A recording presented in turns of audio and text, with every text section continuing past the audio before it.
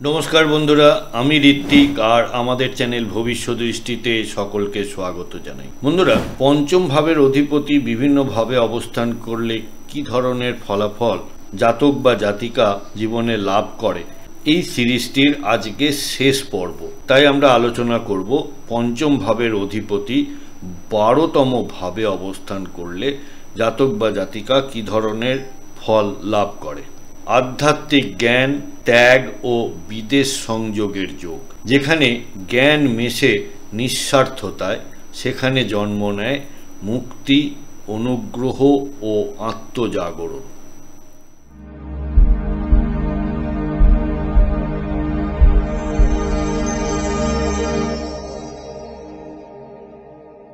বন্ধুরা, আপনারা যারা আমার চ্যানেলটি অলরেডি সাবস্ক্রাইব করেছেন তাদেরকে জানাই আমার অসংখ্য ধন্যবাদ ও কৃতজ্ঞতা। যারা এখনো সাবস্ক্রাইব করেননি তাদের কাছে আমার বিনীত আবেদন, চ্যানেলটি সাবস্ক্রাইব করুন এবং পাশে থাকুন। পঞ্চম ভাব বলতে আমরা বুঝি বুদ্ধি, শিক্ষা, সৃজনশীলতা ও চিন্তা শক্তি। আপনারা জানেন পঞ্চম ভাব একটি কোন স্থান।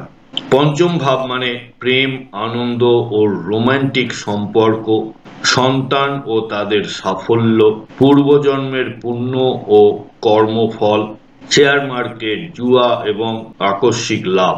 12তম ভাব বলতে আমরা বুঝি বিদেশ, আধ্যাত্মিকতা ও নিঃস্বার্থ সেবা, ঘুম, কল্পনা এবং অবচেতন মন, ব্যয় অর্থাৎ আপনার যা যা ব্যয় বা এক্সপেন্ডিচার বা লস, ত্যাগ এবং মুক্তি।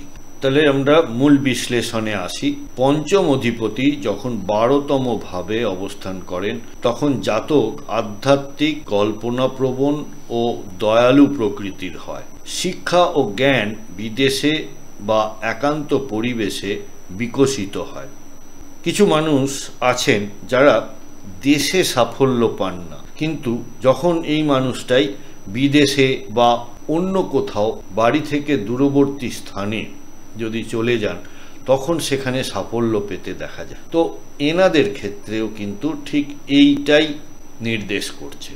কথায় আছে না, জ্ঞেয় যোগী ভিক পায় না, তো এনাদের অবস্থা ঠিক একই রকম। প্রেম বা সন্তানের জীবনে বিচ্ছেদ বা দূরত্বের সম্ভাবনা থাকে, কিন্তু তা আধ্যাত্মিক বিকাশ আনে। জাতক দানশীল, সৃষ্টিশীল ও ধ্যানমগ্ন হন। শুভ প্রভাবগুলির মধ্যে হল আধ্যাত্মিক জাগরণ ও ধ্যান চর্চায় সাফল্য, বিদেশে শিক্ষা বা চাকরির সুযোগ, সৃজনশীল প্রতিভা ও কল্পনা শক্তির বিকাশ, গোপন পুণ্য এবং অন্তর্দৃষ্টি। খুব ভালো ইনটিউশন পাওয়ার থাকে এনাদের।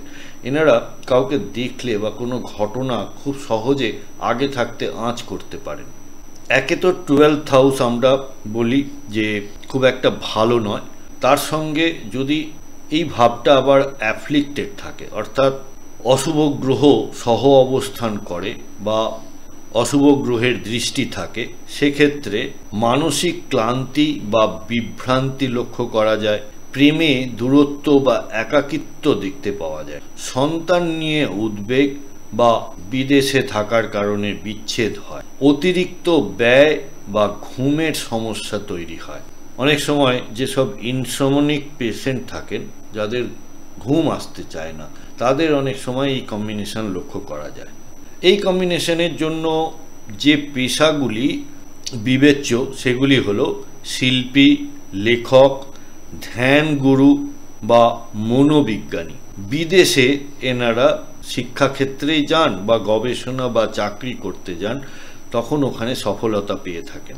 দান, সেবা ও আধ্যাত্মিক কার্যক্রমের মধ্যে এনারা লিপ্ত থাকেন। হাসপাতাল, এনজিও বা রিট্রিট সেন্টারে কাজ করা। প্রতিকার হিসেবে প্রতি সোমবার শিব ও চন্দ্রের পুজো করুন। প্রতিদিন ধ্যান ও প্রার্থনা করুন। দানশীলতা ও বিনয় বজায় রাখুন। ঘুম ও মানসিক ভারসাম্য রক্ষা করুন। বন্ধুরা, আমাদের এই ডিসকাশনে কোনো পার্টিকুলার চার্ট ধরে বা গ্রহের অবস্থান ধরে কিন্তু কোনো কথা বলা হচ্ছে না। আপনার কোনো হাউসে যদি সমস্যায় থাকে বা জীবনে কোনো ধরনের সমস্যার সম্মুখীন হন, তাহলে আপনারা ভবিষ্যৎ দৃষ্টির সাথে যোগাযোগ করতে পারেন এবং আমাদের কাছ থেকে আপনারা কনসালটেশন নিতে পারেন। আপনাদের ন্যাটাল চার্ট বা গ্রহগত অবস্থান জন্মকালীন, তার সাথে দশা অন্তর্দশা এবং আগামী দিনের যে ট্রানজিট এবং তার প্রভাব, এই সব মিলিয়ে আপনারা একটি রেজাল্ট বা সলিউশন আমাদের থেকে পেতে পারেন। কন্ট্যাক্ট নাম্বার এবং ওয়েবসাইট এবং চেম্বারের অ্যাড্রেস সবই দেওয়া হলো, আপনারা সময় মতো যোগাযোগ করতে পারেন। তাহলে শেষ করার আগে, পঞ্চম অধিপতি 12তম ভাবে মানে জ্ঞান আধ্যাত্মিকতার পথে প্রবাহিত হয়। আপনি সৃষ্টিশীল ও ধ্যানমগ্ন ব্যক্তি, যিনি দান ও সেবার মাধ্যমে সুখ পান। আত্মবিশ্বাস, ধৈর্য ও ত্যাগের মনোভাব বজায় রাখলে জীবনে শান্তি ও আশীর্বাদ আসবেই। আপনাদের কি কারোর পঞ্চম অধিপতি 12তম ভাবে অবস্থান করছে? আপনারা যদি আমাকে দয়া করে জানান যে আপনারা জীবনে কি ধরনের ফলাফল লাভ করেছেন। বন্ধুরা, প্রতিবেদনটি কেমন লাগলো জানাবেন কমেন্ট বক্সের মাধ্যমে। যদি ভালো লেগে থাকে তাহলে একটি লাইক করবেন আর আত্মীয় স্বজন বন্ধু বান্ধবের সাথে শেয়ার করতে ভুলবেন না।